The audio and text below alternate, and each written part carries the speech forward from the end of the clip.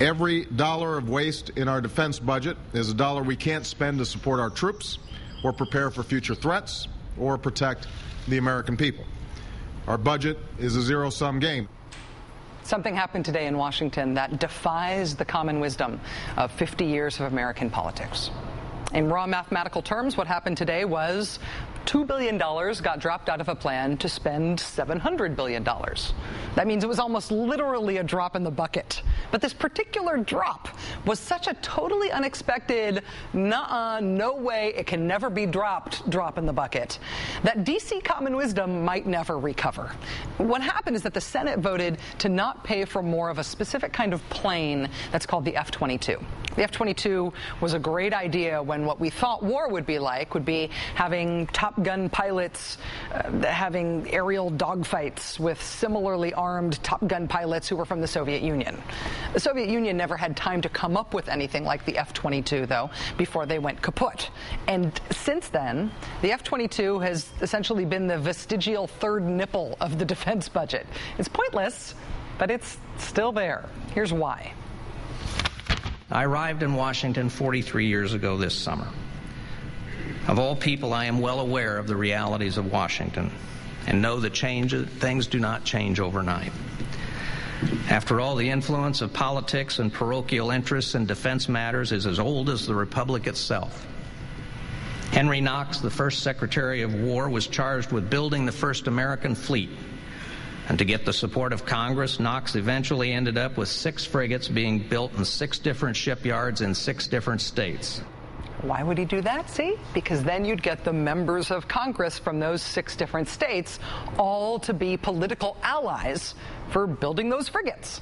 Well, that was revolutionary days. Same goes for the F-22. When Lockheed Martin set out to make them 30 years ago, they planned from the beginning to have parts for these planes made in 40 different states. So members of Congress from those 40 different states would have reason to support building more of the planes, just for the sake of local interest, just for the sake of jobs, regardless of the usefulness of the planes. And bingo, we ended up in a situation where the Soviet Union hasn't existed for 20 years. Every F-22 cost $350 million to build. They're not useful for our current conflicts. No F-22 has flown a single mission in Iraq or Afghanistan. The military does not even want F-22s. They've been known to trap their pilots inside them. They take more than 30 hours of maintenance for every hour they're in the air, but for some reason, we keep building more of them. And even the biggest, hawkiest hawks in the defense world know that this is dumb. With regard to something like the F-22, regardless of whether the number of aircraft at issue is 12 or 200, if we can't bring ourselves to make this tough but straightforward decision, reflecting the judgment of 2 very different presidents, 2 secretaries of defense, 2 chairmen of the Joint Chiefs of Staff, and the current Air Force Secretary and Chief of Staff, where do we draw the line? And if not now, when? If we can't get this right, what on earth can we get right? I would only add to President Eisenhower's farewell address to the nation, which is compelling in many ways, that it should be changed, the word should be changed from military-industrial to military-industrial congressional complex. Senator John McCain joining those who spoke out against funding the F-22 before it was voted down today in the U.S. Senate. The military-industrial congressional complex, of course, is John McCain's reference to Eisenhower's 50-year-old warning that us creating a huge domestic industry that needs war and preparation for war to be profitable also creates huge permanent incentives for war over peace and for the defense budget above everything else we spend money on. We must not fail to comprehend its grave implications. Our toil, resources, and livelihood are all involved. So is the very structure of our society. In the councils of government, we must guard against the acquisition of unwarranted influence, whether sought or unsought, by the military-industrial complex. It took 50 years, but maybe this decision today in Washington means we're finally, 50 years later, listening to Ike. Joining us now is Congressman Barney Frank, chair of the House Financial Services Committee. He has opposed funding for the F-22. Mr. Chairman, thanks very much for coming back on the show tonight. Oh, I'm glad to be here, Rachel. It's a very important issue. Do you think it's true that this plane is still being made today after all these years because of domestic politics and not because of its usefulness? Well, without question. Actually, we've been having this debate about whether or not we need a second stimulus, and people have missed the point. My conservative colleagues have a second stimulus. It's the F-22. They don't even pretend that it has a military mission. It's extraordinary. These are the people who said, don't do an economic recovery bill. Government can't create jobs. Any government spending, in fact, detracts from jobs, except for weapons. It's kind of armed Keynesianism. They find somehow in spending money on the military a power to create jobs that doesn't exist elsewhere. And you're quite right that they try to spread this out. That's why today's victory was a very important one, but it's not the last one. The committees, the armed services and committees in the House and the Senate, and the military appropriations subcommittees are still for this plane. They're composed of my colleagues who really feel these things are very important.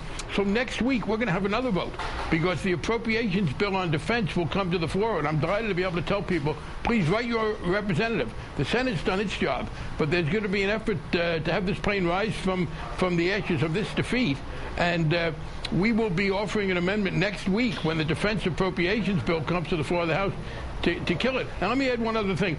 It's very important. I was glad to hear what Secretary Gates said. We're being told that we can't afford to do health care, that we can't afford to do housing, etc. Well, the military budget is the main reason we can't afford it. If we had not fought that foolish and destructive war in Iraq, we would have the money to pay for the health care. That whole debate wouldn't happen. Going forward, if we don't begin to curtail military spending excesses, then we will be in that bind. If we'd lost this fight, and I give the president a great deal of credit for rallying after we lost the first round, then all bets would have been off, and we would have an ever-increasing military budget, almost literally eating everybody else's lunch.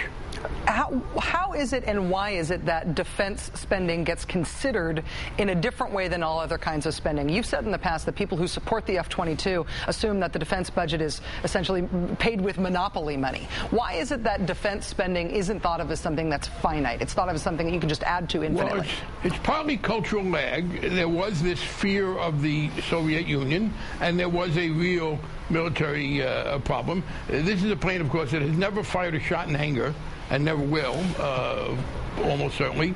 But military spending, I guess, for conservatives, that's the way to show you're tough and you're patriotic. It's wholly illogical, and I guess I'm not as good at explaining illogic as maybe I should be in my line of work. But as they said, it's polycultural lag. Well, we got to be strong. And people will say, look, our people are fighting in Afghanistan and in Iraq. We need the F-22. And as you pointed out, it is wholly irrelevant to that. The other thing is that the military contractors have been very clever about putting their people there. And I guess part of it is this. Some liberal Democrats will vote for this. There's a very good union, the Machinists Union, that does a lot of good work, and they are a socially responsible group. And some of their people will be laid off, and that will bother me, and I would be glad to have national policies in place that deal with people who get laid off. So you get the conservatives who are ready to spend on the military unquestioningly, and then you get some liberals who have union ties and don't like to see people thrown out of work for any reason. That's been the coalition. But again, I give the president credit. Frankly, a couple of weeks ago when the House Armed Services Committee did this, I tried to offer an amendment on the floor, and I couldn't even get the Democratic leadership to allow me to offer the amendment. But we kept up the fight, and that's why I think this is very important. As Gates said, if we can't win this fight, I guess listening to Secretary Gates' channel, Hillel, the great Jewish sage, was kind of interesting, if not now, when. If we had lost this fight, our ability to begin to curtail the military budget would be over. As of now, if the president follows through on this, let's be very clear, without endangering one iota the security of the United States, we stop spending on Cold War weapons. We don't do any more foolish and destructive wars like Iraq. We could bring down the military budget projections over time. That would pay for health care. We wouldn't be in the bind that we're in trying to figure out how to do both. Congressman Barney Frank, chair of the House Financial Services Committee. It's a pleasure to have you on the show tonight, sir. Thanks for joining us. Thank you, Rachel.